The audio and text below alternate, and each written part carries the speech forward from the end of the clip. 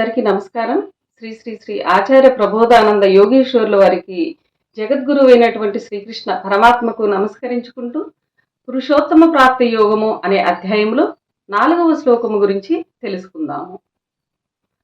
తతః పదం తత్పరిమార్గితవ్యం యస్మిన్ గతాన నివర్తంతి భూయః తమేవ చాద్యం పురుషం ప్రపద్యేయతః ప్రవృత్తి ప్రసృతా పురాణి. ఈ శ్లోకము యొక్క వివరము పరమాత్మ గురించి తెలియచేశారు. భావము: ఏ పదమును పొందిన తరువాత తిరిగి జన్మించరో దానిని తెలియవలెను. ఈ ప్రకృతి జీవరాశులన్నీ ఎవరి వలన పుట్టి వ్యాపించి ఉన్నవో అట్టి పురాణ పురుషుణ్ణి శరణు వేడవలెను.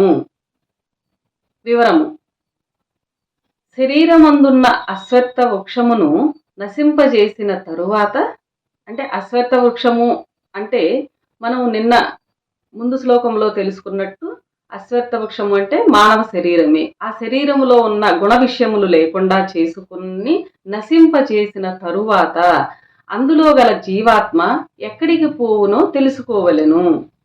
కర్మ అంతా నశింప చేసుకున్న తర్వాత, గుణ విషయము లేకుండా చేసుకున్న తర్వాత అందులో గల జీవాత్మ ఎక్కడికి పోవునో తెలుసుకోవాలని ఇప్పుడు మనం చేయవలసిన పని.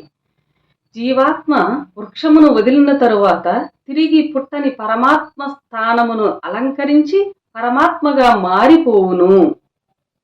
తిరిగి జన్మ పొందని ఆ స్థానమును పొందవలనంటే, తిరిగి జన్మ పొందని ఆ స్థానమును పొందవలనంటే ఈ ప్రపంచమునకు ఆది పురుషుడు, ఈ ప్రపంచమునకు ఆది పురుషుడు, పురాణ పురుషుడైన పరమాత్మను శరణు వేడటము వలనే సాధ్యమగును. ఏదీ కాని పరమాత్మను నేరుగా ఎవరు ఆరాధించలేరు. ఏదీ కాని పరమాత్మను అంటే రూపనామ క్రియలు లేని పరమాత్మను నేరుగా ఎవరు ఆరాధించలేరు. ఆయన ఆరాధనకు కూడా అంతు చిక్కనివాడు.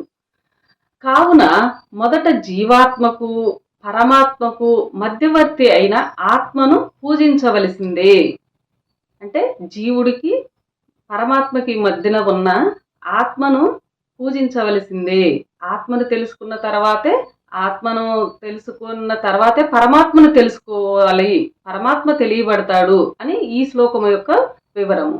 అందరికీ నమస్కారం.